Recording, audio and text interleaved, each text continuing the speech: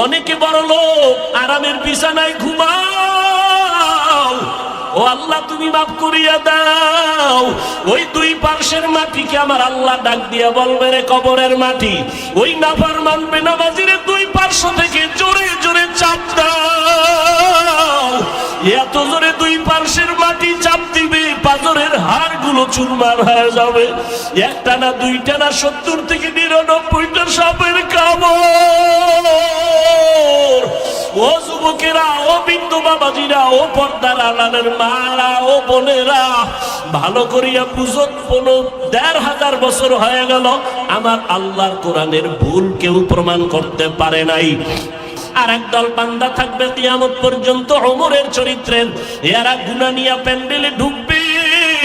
হঠাৎ করিয়া যখন জাহান্নামের ভয় অন্তরে ঢুকবে, তখন পাগলের মতো হয়ে যাবে। আমি কইছিলাম আমার জীবনটা তো খারাপ ছিল না, আমি দুনিয়াতে আসছিলাম কত পবিত্র, মা বাবায় কত আদর করেছিল, আমার স্কুলের লেখাপড়ার জীবনটা কত ভালো ছিল, শিক্ষকরা কত আদর করত। আজকে আমি এত খারাপ, আমার মা বাবা আমার বেশি ভালো জানে না অন্যায় করার কারণে, কারণ আমি মা বাবার সাথে ভালো আচরণ করি না, ভাই বোনের সাথে ভালো আচরণ করি না। আমি এত খারাপ কেন হয়ে গেলাম? ময়দানে আইসা লুটাইয়া কাঁদবে আর বলবে, আল্লাহ আমি আজকে গুনাহ নিয়ে বাসায় যাব না। ও আল্লাহ, মরণের বিছানায় গুনাহগার হইয়া শুইতে চাই না রে মালিক। আজকে আমি একা রুমে থাকতে পারি না, ভয় পাই। আর ওই অন্ধকার কবরে একা কেমনে থাকবো? বালিশ নাই, বিছানা নাই, বাতি নাই, অন্ধকার। ও আল্লাহ তুমি মাফ করিয়া দাও। এইভাবে ওমরের চরিত্রওয়ালা মানুষগুলো পাগলের মতো কান্না শুরু করবে। নবী বলেন, কান্না যদি না আসে কান্নার বাহানা করো, আর ডানে বামে যদি কান্নাওয়ালা কাউকে পাও, হাত বাড়াইয়া দোয়া চাও। ও কান্নাওয়ালা ভাই, আমার জন্য দোয়া করো, আল্লাহ যেন আমাকে মাফ করিয়া দেয়। হঠাৎ যদি আজরাইল হাজির হইয়া যায়, আজরাইল আলাইহিস সালামকে যদি আল্লাহ পাঠায় দেয়, আর আজরাইল আইসা যদি দেখে তোর হাতে নাচ গানের মোবাইল, তুই বসে বসে নাচ দেখতেছো, গান শুনতেছো, আজান হইতেছে, তোর গানের আওয়াজ বন্ধ হয় না, তোর নাটক বন্ধ হয় না, কত মেয়ের চরিত্রের উপরে আঘাত করতেছো, কত মানুষের জীবনটাকে দুনিয়ার থেকে বরবাদ করে দিয়েছো। আজরাইল যখন আসবে, তোমার সামনে স্বাভাবিক অবস্থায় আসবে না। আল্লাহর নবী বলেন, এই গুনাহগার নাফরমানের সামনে আজরাইল এমন বিকট আকৃতি ধারণ করবে, মাথা আসমানে, পা জমিনে, এক হাত মাশরিক আর এক হাত মাগরিবে, চোখগুলো নীল নদের মতো বড় বড়, দেখিয়া ওর কলিজা উল্টায় যাবে, পাগলের মতো হয়ে যাবে। ও মা বলিয়াও ডাকতে পারবে না, আব্বু বলে ডাকতে পারবে না।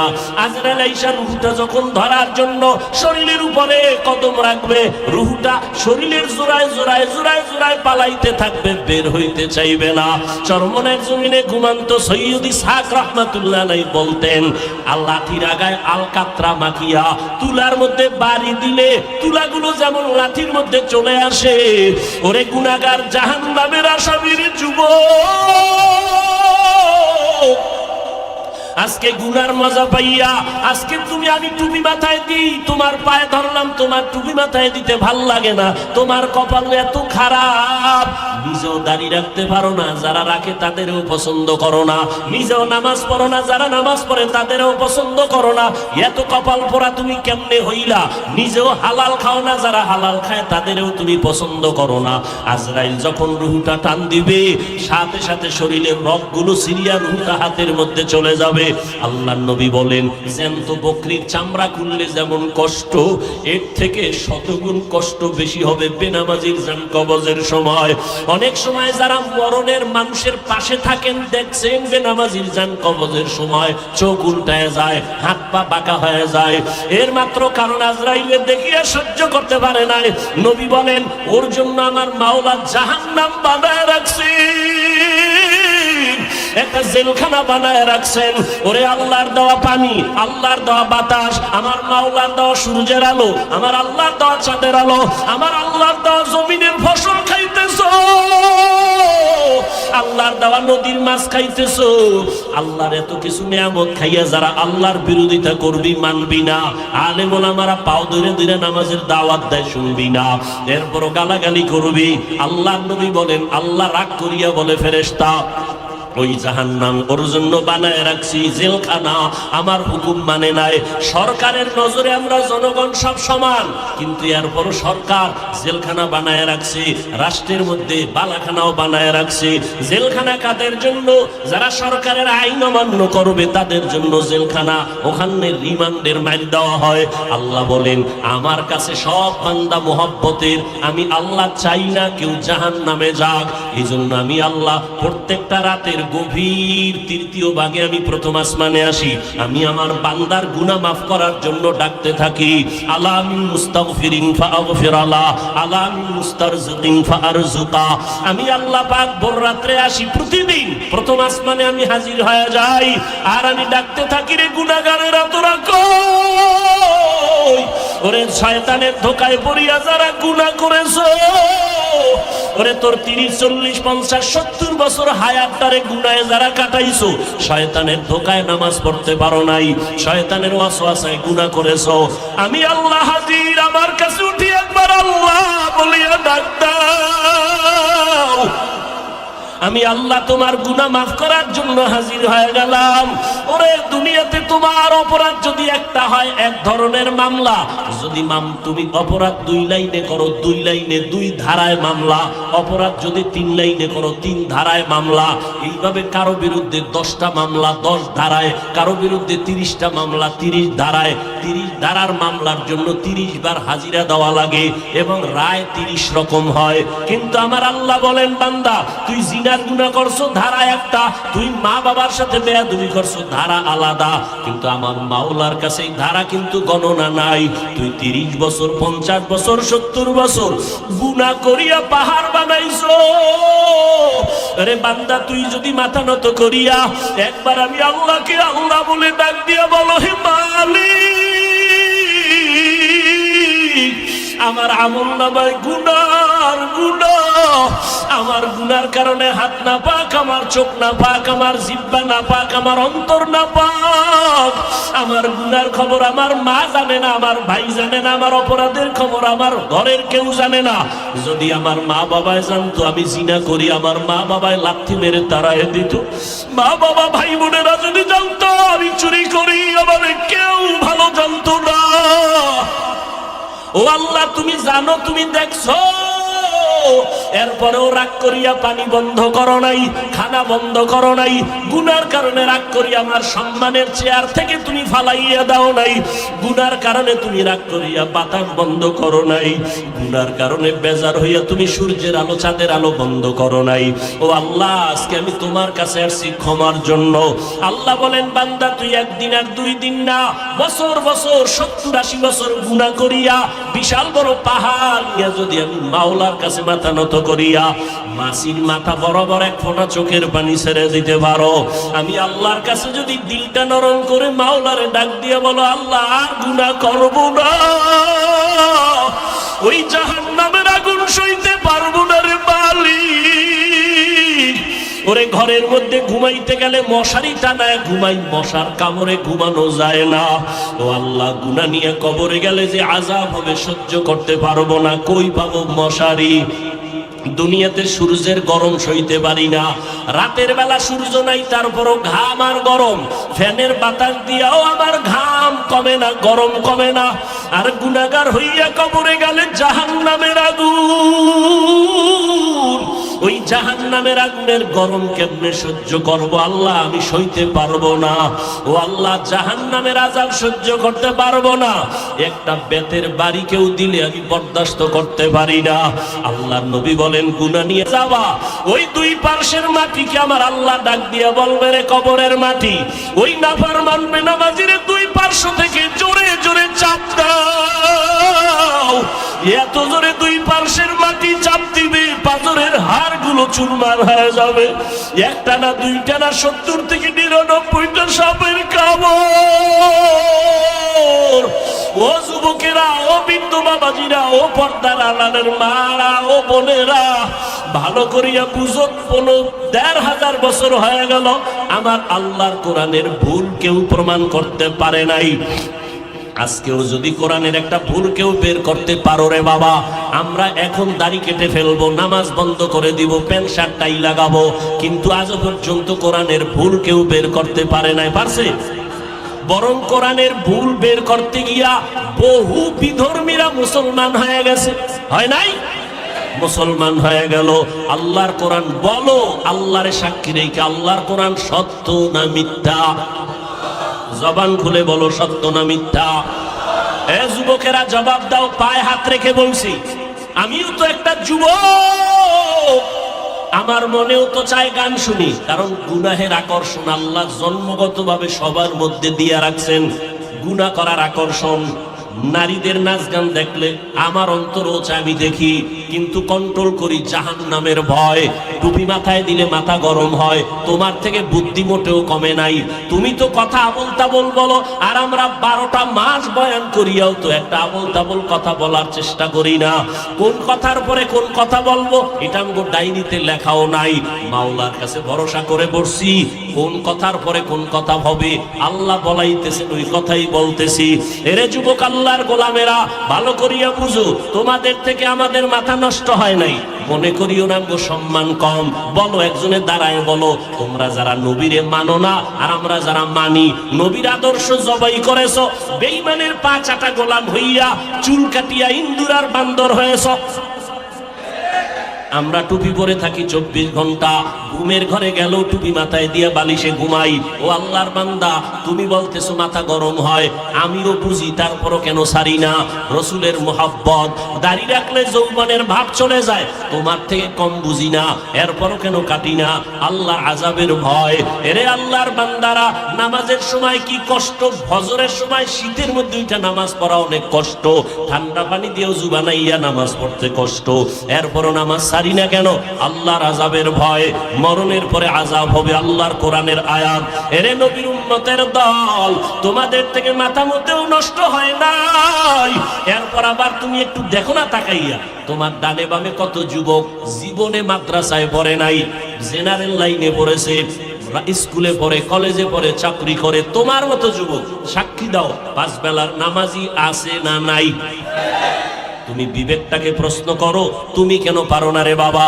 তোমার আমার মতো যুবক র্যাব, আর্মি, পুলিশ, বিডিআরের চাকরি করে, 5 ওয়াক্ত নামাজ পড়ে, যত কাজ থাক জামাতে পড়ে, তুমি কেন পারো না? একটু জিজ্ঞাসা করো তোমার বিবেকটাকে।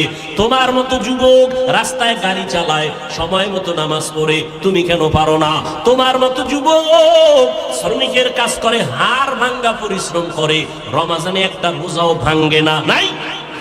তুমি কেন রোজা রাখতে পারো না, তারাবি পড়তে পারো না, নামাজ পড়তে পারো না? আসলে কি বলো, এবার কি দলিল দিবা?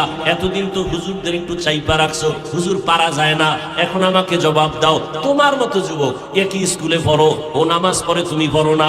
তুমি একই ডিপার্টমেন্টে চাকরি করো, 10 জন নামাজ পড়ে, তুমি পড়ো না। এখন কি জবাব দিবা বলো? এখন জবাব একটাই, তোমার কপাল পুড়ে গেছে, তোমার উপরে আমার আল্লাহ বেজার, তোমার উপরে মা বাবার অভিশাপ, মা বাবা বরদোয়া দিয়ে দিছে, তোমার কপাল পুড়ে গেছে। মুনাজাত তো সবাই দেই, অনেকের চোখে পানি, আবার অনেকের চোখে পানি নাই, কান্না নাই, আর একজন কানতে কানতে বেহুশ হয়ে যায়, কারণ ওর উপরে মাওলার রহমতের নজর লাগছে, আল্লাহ ওয়ালাদের দোয়া লাগছে, মা বাবার দোয়া লাগছে, চোখের পানি এমনিই বের হয় না। তোমার এই মিরপুর থানায় আসামি ধইরা পুলিশে কি মারা মারে, এরপরও চোখে পানি আসে না, নাই? অথচ ওয়াজের প্যান্ডেলে আল্লাহওয়ালারা উলামায়ে কেরাম বয়ান করে, 50 হাত 200 হাত দূরে বসে যুবক চিৎকার দিয়ে কান্না করে, একজনারে বেত দিয়ে মারলেও কান্দে না, আর একজনে বয়ান শুনে শুনে কান্না করে। একটু চিন্তা করো, ওরে মারলো কে? এরে যুবক, আমাকে একটু বিবেক দিয়া জবাব দাও, বিবেকের সাথে বেঈমানি করিস না রে যুবক। একই চুলায় রান্না হয় ভাত আর তরকারি, রান্না করার রাঁধুনি আমার মা, খেয়াল করো, একই তরকারি, একই মশলা, একই চুলা, একই আগুন, আর রান্নার পরে আব্বা খায়, আম্মা খায়, আমিও খাই, বোনেরাও খায়, একই। কিন্তু দিন দিন আব্বা আম্মা হয় দুর্বল, আমরা হই শক্তিশালী সবল। এই বুদ্ধিজীবীরা জবাব দাও, আমাকে তো বুদ্ধি নেই, তোমার অনেক বুদ্ধি, জবাব দাও কারণ কি? আল্লাহর কুদরত বলবা না, কারণ তুমি আল্লাহকে মানো না, তুমি আল্লাহর কুদরত বলবা কেন? আমরা বলবো আল্লাহর কুদরত। একই খানা, একই চুলায় রান্না, আব্বা আম্মা একই খানা খায়, আমরাও একই খানা খাই, তাদের রোগ বাড়ে, আমরা শক্তিশালী হই, তারা দুর্বল হয়, কারণ কি? এত যুক্তি, এত বুদ্ধি, দাও জবাব দাও। এরে আল্লাহর বান্দা, তোমার থেকে 1000 কোটি গুণ বুদ্ধিমান ছিল আবু জাহাল, যার নাম ছিল আবুল হেকাম, বুদ্ধিমানের বাবা। কিন্তু বুদ্ধি হইলে কি হবে? পৃথিবীর শ্রেষ্ঠ মানুষটাকে মানুষ বলে চিনতে পারে নাই। রহমতের নবী এত দাওয়াত দিলেন, কালেমা পড়ে নাই। এরে যুবক, একটু চিন্তা করো, বালিশে মাথা লাগাও, যার মনের মনে প্রশ্ন করো, আমার মতো যুবক যদি স্কুলে পড়ে নামাজ পড়ে আমি কেন পারি না? আমার মতো যুবক যদি চাকরি করে নামাজ পড়ে আমি কেন পারি না? আমার কপাল কেন খারাপ? এইভাবে যখন চিন্তা করতে থাকবা, একদিন দেখবা হেদায়েতের দরজা খুলে যাবে। আর মা বাবার কাছে মাঝে মাঝে দোয়া চাইও। মা বাবায় দোয়া করলে আরশে আজিমে পৌঁছতে কোনো পর্দা থাকে না। এজন্য মা বাবার দোয়া বড় দামি। মা বাবার চোখের পানি আর দোয়া ছাড়া আমি বান্দা চেয়ারে বসতে পারি নাই। মা বাবার চোখের পানি আর দোয়া ছাড়া, এই যুবক পরীক্ষায় পাস করতে পারো নাই। মা বাবার চোখের পানি আর দোয়া ছাড়া তুমি বাড়ি গাড়ির মালিক হতে পারো নাই। অতএব এখনো সময় আছে, তওবার দরজা খোলা। নেক আমল ধরো, শিরক মুক্ত জীবন গড়ো, আল্লাহর মোহাব্বত নিয়ে চলো। চাকরি ছাড়া লাগবে না, স্কুল বন্ধ করা লাগবে না রে বাবা, মাদ্রাসায় আসার দরকার নাই। ভালো করে শুনো যুবক, পর্দার আড়ালের আম্মাজান আসেনি? আছে? এরে আম্মাজান, আপনারা আয়েশা রাদিয়াল্লাহু আনহার মতো ধন্য নারী, আপনারা খাদিজা রাদিয়াল্লাহু তাআলা আনহার মতো নারী, এরে আম্মাজান ফাতেমা রাদিয়াল্লাহু তাআলা আনহার মতো নারী, আপনারা উলামায়ে কেরামের মায়ের মতো মা। এই জমিনে আপনাদের মতো বহু নারী এই এলাকায় থাকে, 5 ওয়াক্ত নামাজ পড়ে, নাই? ভিন্ন আম্মারা আপনারা কেন পারেন না?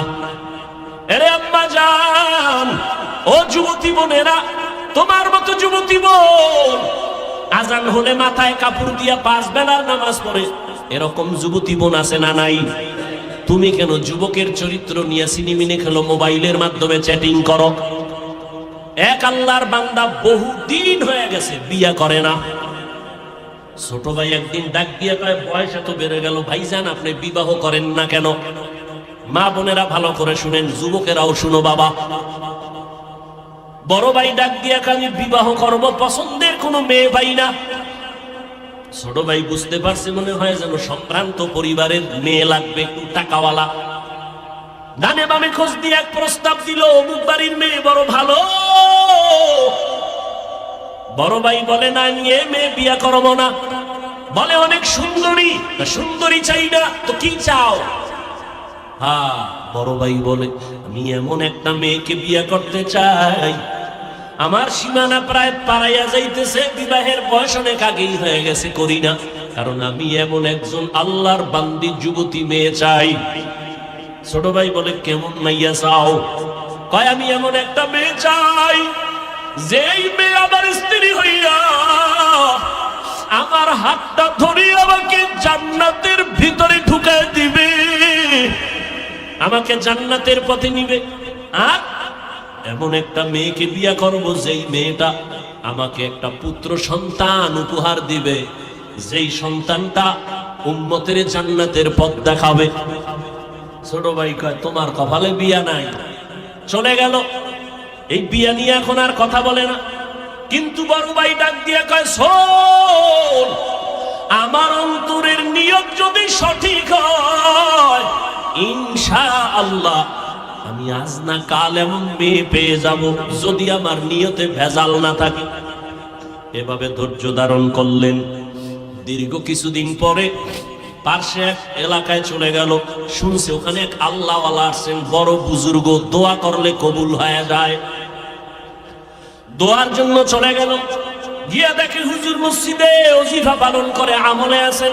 সালাম, হুজুর আমি অমুক এলাকার এক বান্দা যুবক আসছি আপনার দোয়া নেওয়ার জন্য। বিবাহ করেছো নাকি? বলে না করি নাই, দোয়া করবেন। হুজুরের সাথে কথা বলতেছে, ঠিক এমন টাইমে পর্দার আড়াল থেকে মসজিদের জানালা দিয়া একটা যুবতী মেয়ে সালাম দিল, আসসালামু আলাইকুম। হুজুর বলে কে? বলে আমি এই এলাকার এক যুবতী মেয়ে। কি চাও? হুজুর একটু দোয়ার জন্য আসছি, আমার আব্বাজান বড় অসুস্থ।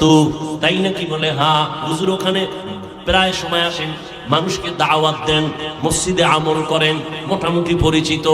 এইবার মেয়ে কয় হুজুর দোয়া করবেন, আল্লাহ পাক রব্বুল আলামিন আমার জন্য যেন ভালো একটা পাত্রের আয়োজন করেন। কয় তুমি কেমন পাত্র চাও? কয় হুজুর আমার বিবাহের জন্য আমি এমন একটা পুরুষ যুবক চাই,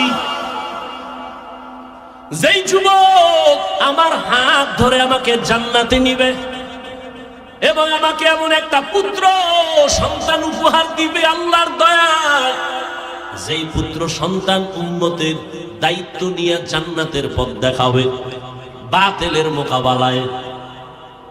হুজুর শুইনা চুপ হয়ে গেলেন। পাশের পুরুষ যুবক ডাক দিয়ে হুজুর বেয়াদবি মাফ করবেন, আমি দীর্ঘ বছর এই লালন করতেছি, কল্পনা করতেছি এমন গুণের মেয়ে আমিও চাই। হুজুর বলে মেয়ের ফ্যামিলি গরিব, আমার গরিব টরিব লাগবে না, আপনি যদি দয়া করে ব্যবস্থা করে দেন আমি আলহামদুলিল্লাহ রাজি হয়ে যাব। আলহামদুলিল্লাহ ব্যবস্থা হয়ে গেল, যুবক যুবতীর সাথে বিয়া হয়ে গেল। এই দুইজনের সংসার শুরু হয়ে গেল। এই যুবক আর যুবতীর দাম্পত্য জীবন সুখময় জীবন। ফজরের সময় ঘুম থেকে একজন যদি উঠতে না পারে, স্ত্রী যদি আগে উঠে স্বামীকে কয় উঠো, আল্লাহর সাথে একটু মোলাকাতের কথা বলার চেষ্টা করো। অতিও গভীর হয় রজনী যখন, নীরবে প্রভুর নাম জপিও তখন। প্রভুর করুণা যদি পাইবারে চাও, গভীর রাতে উঠে প্রভুর গুণগান গাও। স্বামী যদি আগে উঠে স্ত্রীকে ডাকে উঠো, রান্না বান্না হয় না, বন্ধ, আগে নামাজ তারপরে রান্না। এইভাবে জীবন চলতেছে। এর মধ্যে একটা সন্তান আল্লাহ দান করছেন, পুত্র সন্তান। আল্লাহর কাছে দোয়া করতো নামাজ পড়ে, দয়ার মালিক তুমি আমাদের একটা নেককার সন্তান দাও, যেই সন্তানের দ্বারা দুনিয়াতে আমগো সম্মান বাড়বে, আখিরাতেও বাড়বে। আল্লাহ দোয়া কবুল করে ফেলছেন। এমন একটা পুত্র সন্তান আল্লাহ তাদের দান করেছেন, যেই সন্তান দুনিয়াতে আইসা মা বাবার আদর্শ নিয়ে বড় হইয়া রাশিয়া, সিরিয়া, মিশর, ইরাক, পুরা জগৎটাকে বিজয়ের পতাকা উড্ডীন করে বাইতুল মুকাদ্দাস, মুসলমানের প্রথম কিবলা, যেখানে এক রাকাত নামাজ পড়লে 50,000 রাকাত নামাজের সওয়াব, ওই বাইতুল মুকাদ্দাসের উপরে হামলা, বিভিন্ন বিধর্মীদের হামলা। এই সন্তান গিয়া ইতিহাসের পৃষ্ঠা খুলো, বাইতুল মুকাদ্দাসকে হাতের মধ্যে নিয়ে বিজয়ের পতাকা উড়াইয়া দিলেন। ইতিহাসবিদরা বলেন এর মতো বীর যোদ্ধার ইতিহাস এত স্মরণীয় যে কিয়ামতের আগে এরকম বীর আসবে কিনা জানা নাই। ওই সন্তানের নাম সুলতান সালাউদ্দিন আইয়ুবী। গুগলে সার্চ দাও, সালাউদ্দিন আইয়ুবীর ইতিহাস পড়ো, দেখো কে সে সালাউদ্দিন আইয়ুবী। রাষ্ট্র পরিচালনা করেছে, ওই সিরিয়া মিশর বিজয়ের পতাকা উড্ডীন করেছে, বাইতুল মুকাদ্দাসকে হাতের মুষ্টির মধ্যে নিয়ে গেল, বেঈমানদের দখল থেকে, অত্যাচার থেকে মুসলমানকে পরিত্রাণের জায়গায় নিয়ে আসলো। এরে যুবক, আল্লাহর গোলাম, মনটাকে স্থির করা যায় না। অন্য মেয়ের চরিত্র যদি তুমি নষ্ট করো, তোমার বোনের চরিত্র তার একজন নষ্ট করতে পারে, তুমি এটা চিন্তা করো। এরে যুবতী বোনেরা, কত যুবকের চরিত্র নষ্ট করতেছো। তোমার ভাইয়ের চরিত্র যদি কেউ নষ্ট করে তুমি কেমন মনে করবা? এইভাবে যদি একটু চিন্তা করো, তাহলেই তোমার অন্তরটা ঠিক হয়ে যাবে। আল্লাহ তো দরজা দিয়ে ডাকতেছেন। এজন্য উলামায়ে কেরামের মজলিসে বসো। এই যে আপনারা বসছেন বয়ানে, আল্লাহকে সাক্ষী রেখে বলেন, জীবনে ওয়াজে বসেন নাই, আজকে 2 ঘন্টা বয়ানে বসার পরে আল্লাহকে সাক্ষী রেখে বলেন, অন্তরের মধ্যে কি একটু ধাক্কা লাগছে? এই যুবকেরা বলো লাগছে? 2 ঘন্টা বয়ানে যদি ওলামাদের সামনে বসে যদি অন্তরে ধাক্কা লাগে, আল্লাহর কসম, যারা ওলামাদের পিছনে দিন দিন বছর বছর সময় দিবে, ইনশাআল্লাহ ওই লোকটা জান্নাতি হয়ে কবরে যাবে। কারণ ওর মধ্যে ধাক্কা লাগতে লাগতে লাগতে লাগতে এত মজবুত হয়ে যাবে, না খাইয়ে থাকবে, হারাম খাবে না, নামাজ ছাড়বে না, মরিয়া গেল জমানে কালেমা জারি হয়ে যাবে। এরে যুবক, আল্লাহর গোলাম, এখনো সময় আছে, তওবা করো, মা বাবার দোয়া নিয়ে চলো, আর আল্লাহর কাছে মনে মনে ডাকো। জোরে ডাকার দরকার নাই, তোমার অন্তর থেকে তুমি বলতে থাকো, আল্লাহ আজকে মিরপুরের জমিনে আসছি, ও আল্লাহ, অনেকে গ্রামে মা বাবার রাইখা এই শহরে থাকো রে বাবা, গ্রামের মা বাবায় কষ্ট করে, তোমার খবর নাই, অনেকে বড় লোক, আরামের বিছানায় ঘুমাও, সন্তান আর পরিবার নিয়ে কত খানা খাও, মা বাবায় তোমার জন্য আরামে খানা খায় না, ঘুমায় না, এমন একটা রাত্র নাই যে তোমার টেলিফোন না করে, ও বাবা তোর শরীরের অবস্থা কি, কখন খানা খেয়েছো, কখন ঘুমাইছো। ওই মা বাবার যারা রাইখা ঘুমাও, মা বাবার দোয়া ছাড়া আগাইতে পারবা না রে যুবক, এখনো সময় আছে, তওবা করে নাও। আল্লাহকে বলো, আল্লাহ জীবনে কম অন্যায় করি নাই, শয়তানের ধোকায় পড়ে আজকে থেকে তওবার নিয়ত করলাম, মরিয়া গেলে যাব, নামাজ ছাড়বো না, বেপরদায় চলবো না, মা বাবাকে কষ্ট দিব না, ওলামায়ে কেরামের বিরোধিতা করে গুনাহগার হব না, মোবাইলের মাধ্যমে গুনাহ করব না, লেখনির মাধ্যমে গুনাহ করব না, চোখের চাহনির মাধ্যমে গুনাহ করব না, মা বাবার দোয়া নিয়ে সামনে আগাবো, নবীর তরিকা মতো চলবো। আমার মতো স্কুলে পড়ুয়া যুবক যদি নামাজ পড়ে, আমি কেন পারবো না? ও আল্লাহ, আপনি তৌফিক দান, আজকে থেকে নামাজ ছাড়বো না। বাসায় গেলে মাকে গিয়া বলবা, মা তুমি আমার মাথায় হাত দিয়া দোয়া করে দাও। আজকে ময়দানে কত আল্লাহর বান্দারা কানলো, আমার চোখে পানি নাই, মা গুনার কারণে বুঝি আল্লাহ বেজার, তুমি দোয়া করিয়া দাও। মা যদি দোয়া করিয়া দেয়, তাহলে তোমার কপাল খুলিয়া যাবে। তুমি ডাক্তার হও, বাধা নাই, ইঞ্জিনিয়ারিং পড়ো, বাধা নাই, প্রফেসর হও, বাধা নাই, সাংবাদিক হও, বাধা নাই, তবে অনুরোধ, আদর্শ নিয়ে চলো, মদিনার আদর্শ, সময় মতো নামাজটা পড়ে নিবারে বাবা। মুরব্বীদের সামনে কোনো ভালো খারাপ আচরণ করবা না, ওলামায়ে কেরামের বিরোধিতা করে গুনাহগার হবা না, দেশের বিরুদ্ধে, জাতির বিরুদ্ধে কোনো ষড়যন্ত্র করবা না। আল্লাহর আযাবের ভয় নিয়ে তুমি তওবা যদি করতে পারো, এক ফোঁটা চোখের পানি ছাড়তে পারো, আল্লাহ মুহূর্তে তোমার তওবা কবুল করে নেবেন, জীবনের গুনাহগুলো মাফ করে দিবেন। ও আল্লাহর বান্দারা, ও পর্দার আড়ালের আম্মা জানেরা, বোনেরা, আল্লাহর কাছে তওবা করেন, জীবনে কারো হক নষ্ট করবেন না, চরিত্রের উপর আঘাত দিবেন না, স্বামীর খেদমতে স্বামীর মালের হক ঠিকমতো রক্ষা করবেন, সন্তানের হক ঠিকমতো আদায় করবেন। আপনার সন্তান ডাক্তার হবে, আলহামদুলিল্লাহ, আপনার সন্তান ইঞ্জিনিয়ার বানাবেন, আলহামদুলিল্লাহ, তবে অনুরোধ, বেয়াদব বানাবেন না।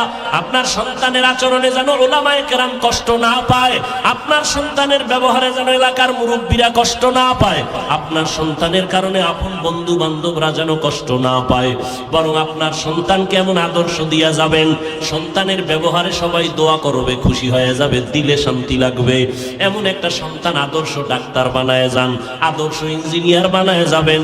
ও যুবকেরা, জবানকে হেফাজত করো, আল্লাহর কাছে বলতে থাকো, আল্লাহ তুমি মেহেরবানি করে আমাকে কবুল করে নাও। আল্লাহর কাছে ব্যবসায়ী ভাইরা, ব্যবসার জায়গায় বসে আমার আল্লাহর হুকুম মতো চলেন, নামাজটা ঠিক মতো পড়েন, দেখবেন অল্প টাকায় বরকত অনেক বেশি হবে। কাস্টমারের সাথে খারাপ আচরণ করবেন না, ধোঁকা দিবেন না। আল্লাহর কাছে ভাবে বলতে থাকেন, আল্লাহ যেইভাবে ব্যবসা করলে দুনিয়াতে শান্তি পাবো, সম্মান বাড়বে, আখিরাতে নবীজির সাথে জান্নাতে থাকতে পারবো, ওইভাবে ব্যবসা করার তৌফিক দাও, মানুষের সাথে ভালো আচরণ করার তৌফিক দাও। তুমি তৌফিক না দিলে সম্ভব হবে না। এইভাবে তওবার নিয়ত যদি অন্তরে থাকে, তবে একটা চিরচরিত সত্য কথা, আবু জাহাল 9 বছর দেখলো, বয়ান শুনলো, নবীর সব কিছু জানলো, এরপরও কালেমা পড়লো না। অন্যদিকে ওমরের মতো বান্দা নবীর গর্দান কাটতে আসিয়া কালেমার রশি গলায় লাগাইয়া নবীজির জন্য এত পাগল, নবীর কাছে তওবা করিয়া জান্নাতের টিকিট নিয়ে নিল। এই ওমরের এত সম্মান আল্লাহ বাড়ায় দিয়েছেন।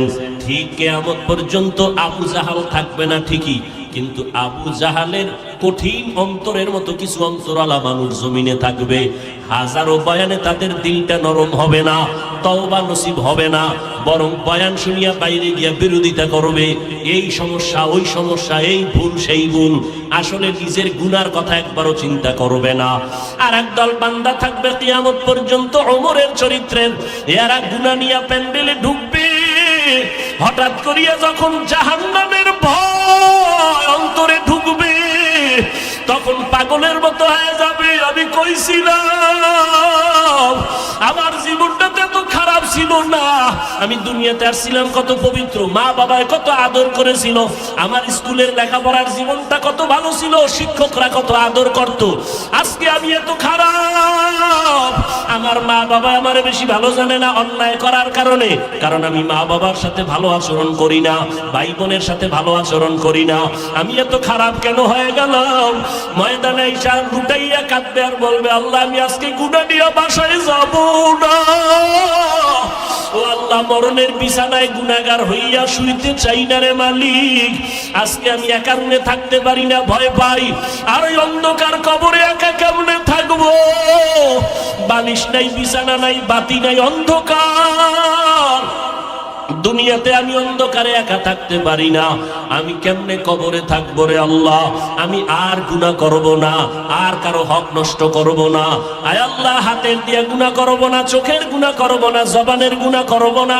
ও আল্লাহ, তুমি মাফ করিয়া দাও। এইভাবে ওমরের চরিত্রওয়ালা মানুষগুলো পাগলের মতো কান্না শুরু করবে। নবী বলেন, কান্না যদি না আসে কান্নার বাহানা করো, আর ডানে বামে যদি কান্নাওয়ালা কাউকে পাও হাত বাড়াইয়া দোয়া চাও। ও কান্নাওয়ালা ভাই, আমার জন্য দোয়া করো, আল্লাহ যেন আমাকে মাফ করিয়া দেয়। হেদায়েতের মালিক আমার আল্লাহ, কোনো পীরের হাতে হেদায়েতের চাবি নাই, কোনো বক্তার হাতে হেদায়েতের চাবি নাই। আল্লাহ যার সিনাটা খুলে দিবেন সে হেদায়েত নিয়েই চলবে। মরিয়া গেলে দাড়ি কাটবে না, বেপরদায় চলবে না, মা বাবার সাথে বেয়াদবি করবে না, ওলামাদের সাথে বেয়াদবি করবে না, দেশ ও জাতির বিরুদ্ধে ষড়যন্ত্র করবে না। ও আল্লাহর বান্দারা, মুনাফিকি যদি না থাকে, খাঁটি মনে তওবার নিয়ত যদি থাকে, খাঁটি তওবার নিয়ত যাদের আছে তাদেরকেই বলবো একটু দুটো হাত আমার আল্লাহকে দেখাইয়া দাও। আয় আল্লাহ, আমাদের তওবা কবুল করে নেন, আমাদের হাতগুলো কবুল করে নেন। একটা হাতেরও গুনার কারণে ফিরাইয়া দিয়েন না রে মালিক। আমার কলিজার যুবকগুলোরে কবুল করে নেন, নবীর আদর্শওয়ালা বানাইয়া দেন। আয় আল্লাহ, গুনার কারণে দিলটা পাথর, চোখে পানি নাই, কান্নাওয়ালা চক্ষু দান করেন আল্লাহ। শয়তানের ধোঁকা থেকে বাঁচিয়ে থাকার তৌফিক দান করেন, মরণ পর্যন্ত সুন্নতি জিন্দেগির উপরে চলার তৌফিক দান করেন, আমিন। আলহামদুলিল্লাহি রাব্বিল আলামিন, ওয়াসসালাতু ওয়াসসালামু আলা সাইয়্যিদিল আমবিয়াই ওয়াল মুরসালিন ওয়া আলা আলিহি ওয়া আসহাবিহি আজমাইন। ইয়া আরহামার রাহিমিন, ইয়া আরহামার রাহিমিন, ইয়া আরহামার রাহিমিন। রব্বিরহামহুমা কামা রাব্বায়ানি সগীরা। اللهم إنك عفو كريم تحب العفو فاعف عنا. اللهم إنا نسألك رضاك والجنة ونعوذ بك من سخطك والنار. اللهم إنا نعوذ بك من البرص والجنون والجذام وسيء الأسقام. ودير মালিক, কুদরতের নজর দিয়া তাকায়া দেখেন এই ময়দানে আপনার বান্দাগুলো কি জন্য হাজির হয়ে গেলে। আয় আল্লাহ, টাকা চায় না, বাড়ি চায় না, খানা চায় না, জাহান্নাম থেকে মুক্তি চায়। শয়তানের ধোকায় পড়ে গুনাহ করিয়া জীবনটারে নাপাক করে ফেলেছি আল্লাহ। গুনার কারণে হাত নাপাক, চোখ নাপাক, জিহ্বা নাপাক, অন্তর নাপাক। আয় আল্লাহ, গুনার কারণে দিল পাথর, চোখে পানি নাই। আজকে আমরা তওবার নিয়ত করেছি আর গুনাহ করব না রে আল্লাহ। আয় আল্লাহ আমাদের তওবা কবুল করে নেন, জীবনের সকলের গুনাহ মাফ করে দেন, সারা দুনিয়াবাসীকে মাফ করে দেন আল্লাহ। বাংলাদেশ শান্তির দেশ বানায় দেন আল্লাহ। দেশের জন্য যারা জীবন দিল মাফ করে দেন, প্রশাসনিকভাবে যারা কাজ করে দিনের খাদেম বানায় দেন। আয় আল্লাহ জনপ্রতিনিধির দায়িত্ব যারা পালন করে দিনদার বানায় দেন, মা বোনদের আবেদা পর্দানিশী বানায় দেন, সন্তানগুলো নেককার বানায় দেন, ঘরে ঘরে সুন্নতের বাতি জ্বালায় দেন, সমস্ত মাদ্রাসা কবুল করে নেন, মসজিদগুলো কবুল করে নেন, অন্যান্য শিক্ষা প্রতিষ্ঠানগুলো নবীজির আদর্শের আদলে কবুল করে নেন। আয় আল্লাহ যারা লেখাপড়া করে পরীক্ষার্থী কামিয়াবির ব্যবস্থা করে দেন। আমার কলিজার প্রত্যেকটা যুবক 5 ওয়াক্ত নামাজি কোরআন পড়নেওয়ালা বানায় দেন রে আল্লাহ।